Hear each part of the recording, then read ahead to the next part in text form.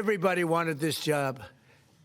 I said, there's one man for this job, and I have no doubt he's going to be fantastic. Thank you, Pam. Come on over. Thank you.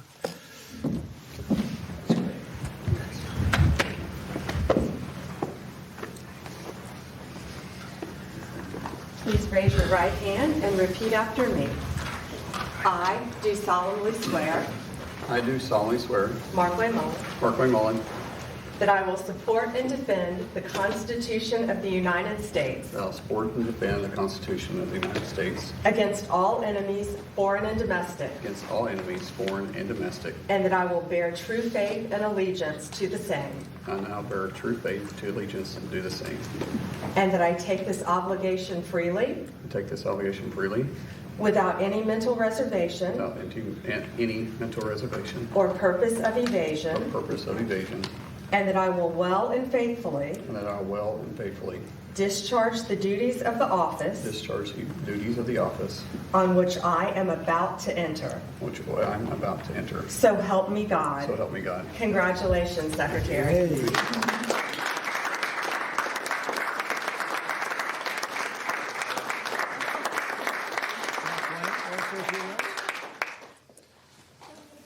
Thank you. I think that was the most nervous I've ever been.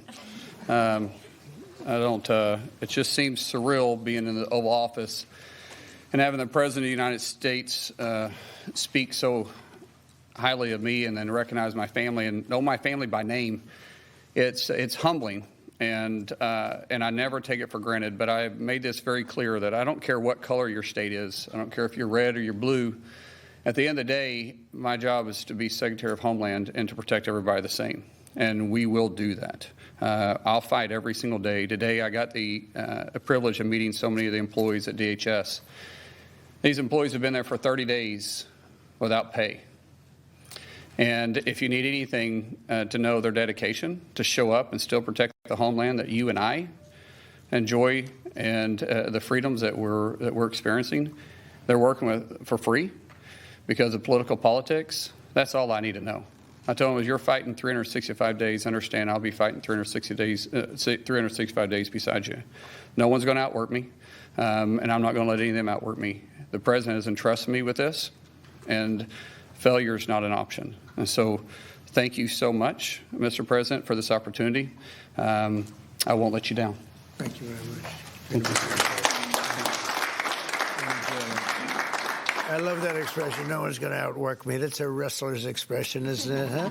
That's a good wrestler's expression. Yes, please. Mr. President, will the Secretary's replacement in the Senate support the SAVE Act and the use of the talking filibuster to get it through? Well, it's not the SAVE Act. It's not called this. It's called the Save America Act. There's a big difference because the SAVE Act, nobody knows what that means. Save America means Save America. And I can't speak for him, but I would imagine that Markwayne, I didn't even ask him the question because who wouldn't support it? Voter ID with a picture. You want citizenship, proof of citizenship. Ideally, you want to end mail-in ballots because there's tremendous corruption. Then we added a couple of things, Markwayne, like I don't think being a great athlete and having a family of great athletes, they have produced great athletes in this family, all-American wrestlers. They especially like wrestling, by the way. And what about baseball? Do you play baseball? Anything? They like wrestling. But I don't think that you would say that his family, and I don't know this for a fact, and I shouldn't say it because I could get myself. Does anybody in your family want men to play in women's sports? I don't think so, Jim, right? I don't think so. I don't think. How would they do? Would they do good wrestling you? They would be in trouble? He said, yes, they'd be in big trouble. It's so crazy. So that would be one. And then we have a few others that we call them the best of Trump. But if you look at transgender mutilization of children, we don't want that. It's the mutilization of children. We don't want that. So generally speaking, I think I can answer that Markwayne would be very much in favor of what I'm in favor of. Would you say that's right, Mark? I can't think of too many things. He might be worse. He might be worse than me. That's my look at his wife is saying. That's right. But so, yeah, he's going to be great. Yeah. Do you believe the Secretary will run DHS any differently than Kristi Noem did? What do you hope to see as his priorities? Well, we had a good run. Look, we created the strongest border with the help of that man right there. Tom is so incredible. And he's going to be a big influence here, too. There's nobody more professional, nobody better. There's nobody better as a human being. You know, he looks tough, but he's got a good heart. But not too good. Don't make it too good. But, you know, we had Tom. We have the safest border we've ever had. We have a lot of assets, but a lot of things we can do, and we're going to do. We have to get criminals out of our country that were allowed in by Biden. Yeah, please. Mr. President, do you support what appears to be a merging agreement coming out of the Senate to reopen DHS? Well, I'm going to look at it, and we're going to take a good, hard look at it. I want to support Republicans, and, you know, sometimes it's awfully hard to get votes when you have Democrats that don't want to have voter ID. They don't want to have proof of citizenship. They don't want to do anything about men playing in women's sports. That's one of the items we put on, you know. And I did that just because it's so popular. You know, they say that's at least an 80-20 issue. No, it's about a 99-1. I don't think it's, what do you think, Pete? Do you think it's 80-20? Who's closer, 80-20 or 99-1? Almost 100. Yeah, I think 100 is really the, so, you know, so I support that, and I support common sense. Would you be comfortable with a deal that involves separating ICE funding from the DHS funding package in order to reopen? Well, they're working on all of that. You know, that's a detail that they'll explain later. Please. Election integrity and DHS measures. Mr. President, since CISA falls under DHS, and given that many credible voices have raised concerns over its premature and possibly likely faulty 2020 election assessment, will you and Secretary Mullin implement reforms at CISA and at DHS to ensure full confidence in future elections, like in the upcoming? We'll talk about it, you know, pros and cons. Look, they used it to try and put me in prison, right? So I can't be thrilled with it. They used that very strongly, very illegally. The Democrats are thugs, and I don't want to say that. It would be nice to everyone get along, but it's a different country than it was years ago. It was very dangerous the way they used it. And they weaponized government. They used that to weaponize government. So I'm not thrilled, but I'll also go along with two groups of people, the military, and I think the military likes it, right? And I'll go along with the senators. I'm fine. But I was a big victim of it. Yeah, please. Are you going to send Jared Kushner and Steve Witkoff to do direct negotiations with the Iranians? Yeah, well, we're in negotiations, as it turned out, and now you've seen what I said yesterday was exactly correct. We're in negotiations right now. They're doing it along with Marco, JD. We have a number of people doing it. And the other side, I can tell you, they'd like to make a deal.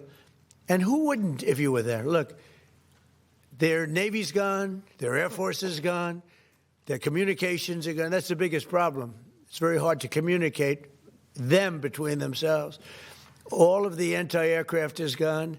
Most of their missiles are gone. We either shot them or they shot them and don't have them anymore. They're down to a trickle. They're pretty much everything they have is gone. I don't know. Can you name one thing that's not gone, or can you name one thing that's doing well? You know, if you read the papers, you think we're tied. You think we're in a tough battle. We are roaming free over Tehran, the city, Tehran, as opposed to Iran. We're roaming free. We can do whatever we want. And as you know, today we were going to have the privilege of shooting down a very big electric generation plant, one of the biggest in the world. And one shot to the right location ends the plant. It collapses.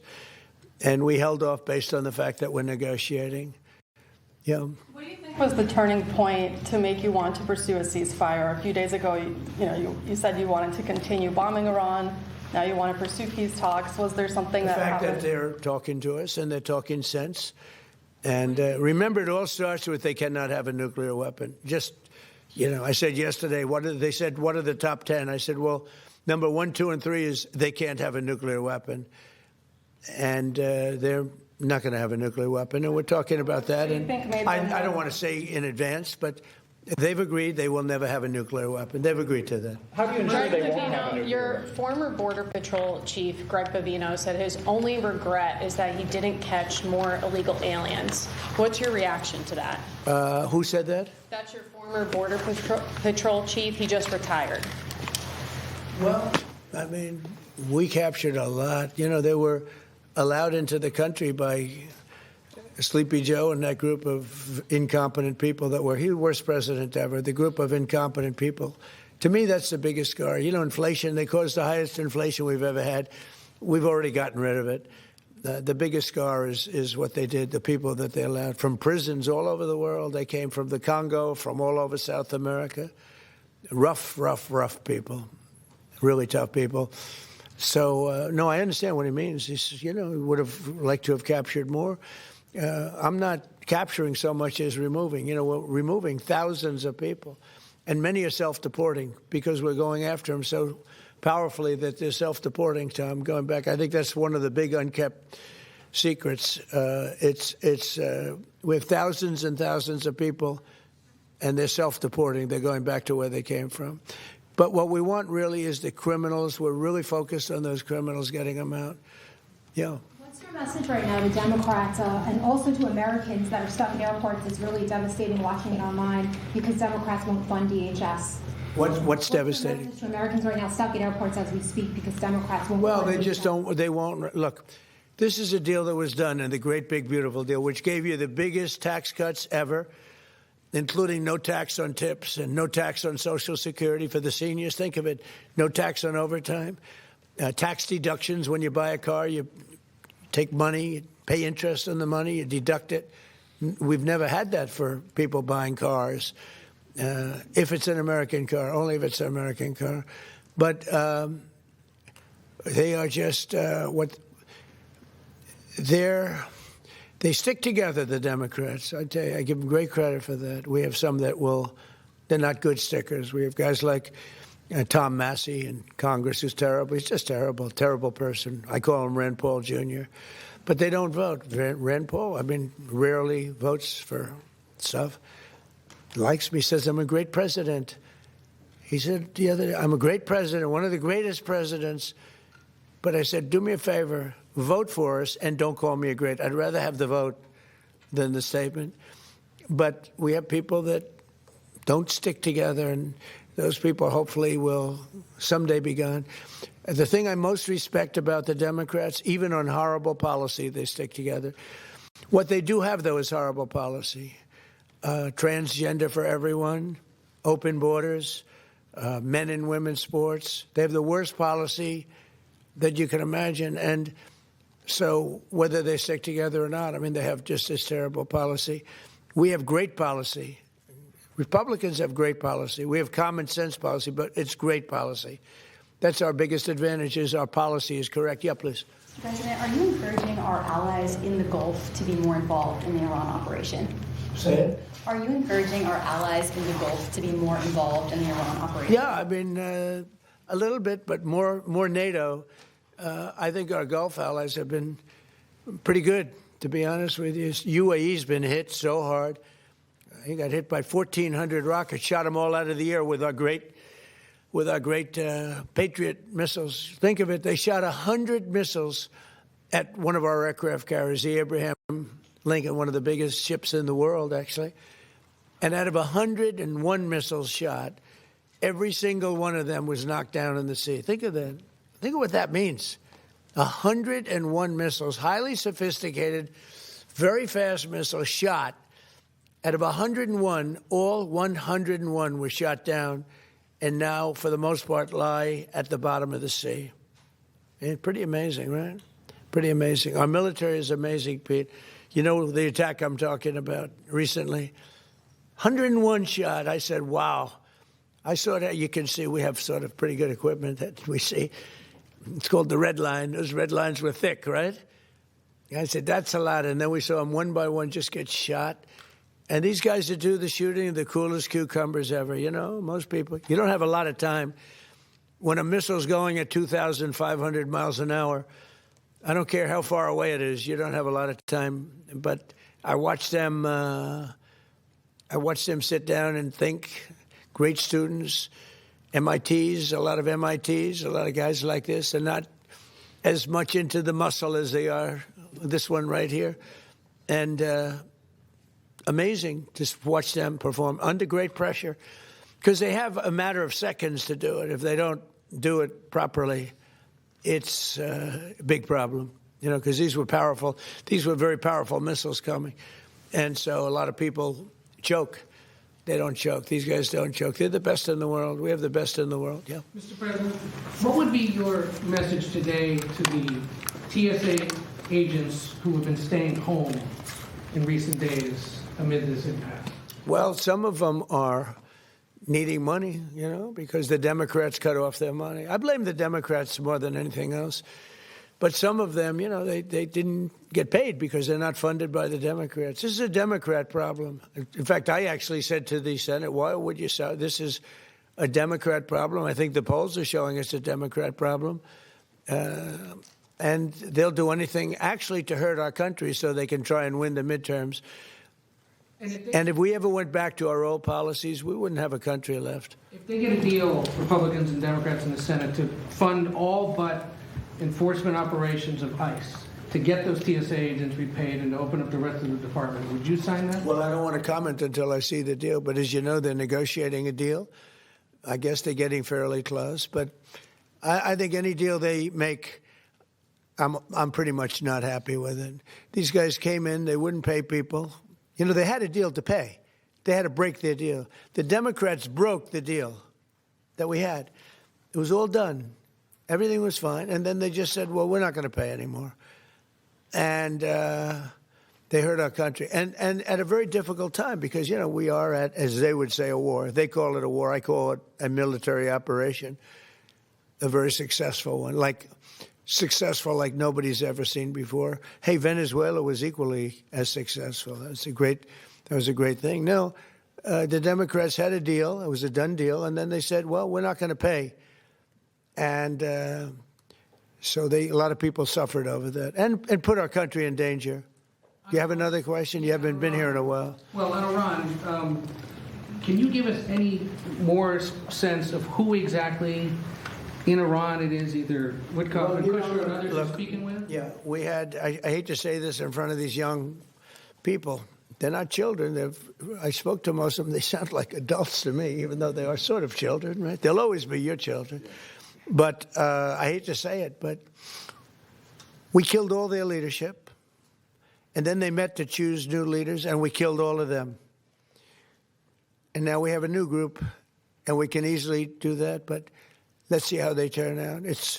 We have really regime change. This is a change in the regime because the leaders are all very different than the ones that we started off with that created all those problems. So this was, I think we can say, Jason, this is regime change, right? What makes you trust them? I don't trust anybody. I don't trust you. I mean, that's only because I know you. But if I didn't know you, I'd probably have more trust. But I don't trust anyone. Why bother? Why do you say that? Why do you say what makes you trust? Do you think I trust them? I don't trust them. Then why bother talking to them? Because they're going to make a deal. They're going to make a deal. They did something yesterday that was amazing, actually. They gave us a present, and the present arrived today. And it was a very big present worth a tremendous amount of money. And I'm not going to tell you what that present is, but it was a very significant prize. And they gave it to us, and they said they were going to give it. So that meant one thing to me: we're dealing with the right people. Is that nuclear related? No, it wasn't nuclear related. It was oil and gas related. And it was a very nice thing they did. But what it showed me is that we're dealing with the right people. Because, you don't know, because the leadership was killed, all gone. Khomeini, all gone. As the expression goes, the past supreme leader. And then the new supreme leader was racked up, at a minimum racked up pretty good. And everyone else was gone. And then many of the people in the third tier are gone. But we're dealing with a group of people that I think turn out. And the present, the gift they made to us was very significant. And they said they were going to do it, and it happened. And they're the only ones that could have done it. Jennifer? Was it related to the Strait of Hormuz and the flow of... Yeah, it was related to the flow and to the strait, yeah, it was. Are you negotiating on who's going to control the strait from now on? No, we'll have control of anything we want. Look, if we can end this without more lives being down, without knocking out $10 billion electric plants that are brand new and the apple of their eye, I'd like to be able to do that, But But they can't have certain things. I mean, you know the things. I don't have to go over the list, but again, it starts with no nuclear weapons, and they've agreed to that. There won't be any nuclear weapons. They're not going to have, and they're not going to have enrichment, any of those things. But look, I hate to say that we're in a very good bargaining position, and I hate to say that they're defenseless because, until that last missile is fired, they have little power. But we are in about the best bargaining position. We're way ahead of schedule. And again, they have no Navy and they have no Air Force and they have no missile protection, and most of their missiles are gone. Most of their launches we've killed. We've killed about 82% of their launches. So even if they had a missile, they can't launch it. We've been very effective. We have the greatest military in the world. Nobody even comes close. We have the best military equipment in the world. Go ahead. On Saudi Arabia, there's been some reporting that you've been talking to the Crown Prince.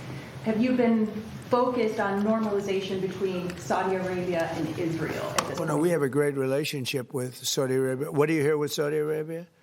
Just hearing that you've been talking and that he has been encouraging you to do certain things related to Iran. Can you share a little bit? He's a warrior. He does. Yeah, he's a warrior. He's fighting with us, by the way. Saudi Arabia has been excellent, and UAE, excellent. And I will tell you, Qatar, incredible. Qatar took a hit, a pretty bad hit. Qatar's very close. They're essentially, you can walk right over the border. Qatar took a hit. They've been great. They've been very strong. Kuwait, they had a little mishap. They shot down 3 planes with our missiles. They happen to be our planes.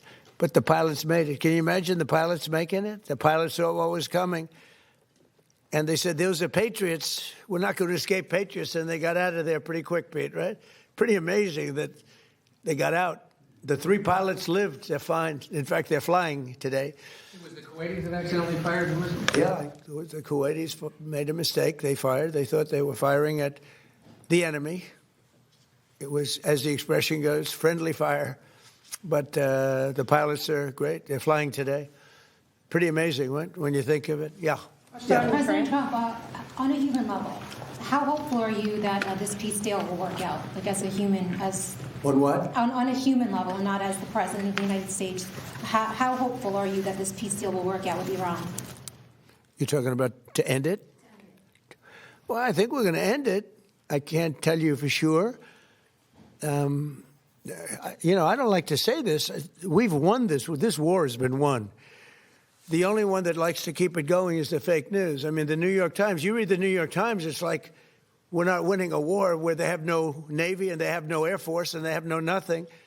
And we literally have planes flying over Tehran and other parts of their country.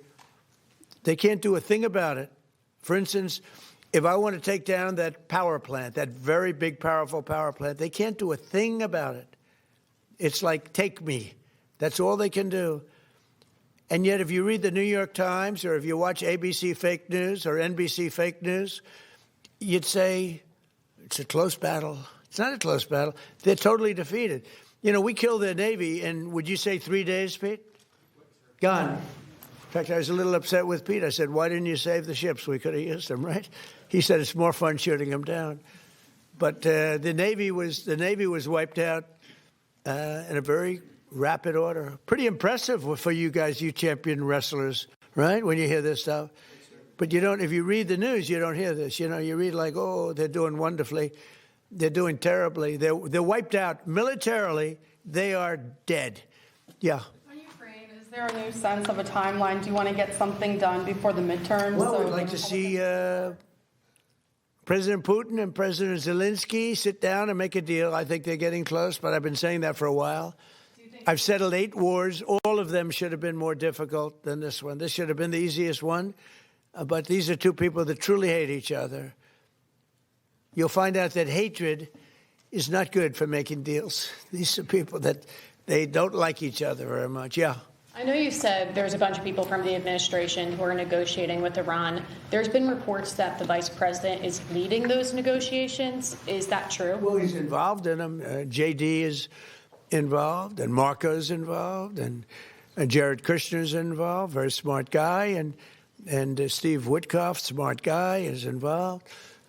And I'm involved. I'm involved. Why? I'm going to be so big. Oh, I don't want to talk about it. I'm the President of the United States, Tom, and I'm not going to talk about it. It's beneath me to talk about saving millions of lives, because that's what you're talking about. You're talking about saving millions of lives. If Iran had a nuclear weapon, they would have used it.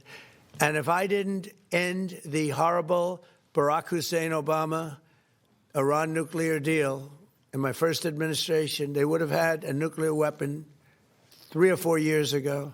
They would have used it. I would have never gotten the chance probably to be president. Who knows what it would have been so devastating. And if we didn't send those beautiful B-2 bombers, they took them off my desk. They were right there. I don't know why. But if we didn't have those beautiful, the B-2 hit, which was so we obliterated, despite CNN. CNN said, well, maybe the word obliteration said, no, we obliterated it, just obliterated their nuclear potential.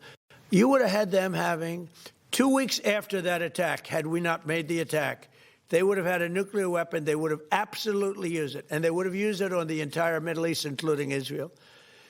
And you know why you see that? Because unexpectedly, when this war broke out, unexpectedly, they started sending missiles to UAE, Qatar, Saudi Arabia, Kuwait, Bahrain, and elsewhere. And nobody thought they were going to. Were you equally surprised by that, Pete? Way more than we thought, Mr. President. Pete, do you want to give about a 3-minute statement on how we're doing in this, as I call it, military operation? People don't like me using the word war, so I won't. But the Democrats call it a war. How about a little statement? I think he's done a very good job. Do we agree he's done a good job, Markwayne? Can we take some of your time? Well, thank you, Mr. President. You're spot on.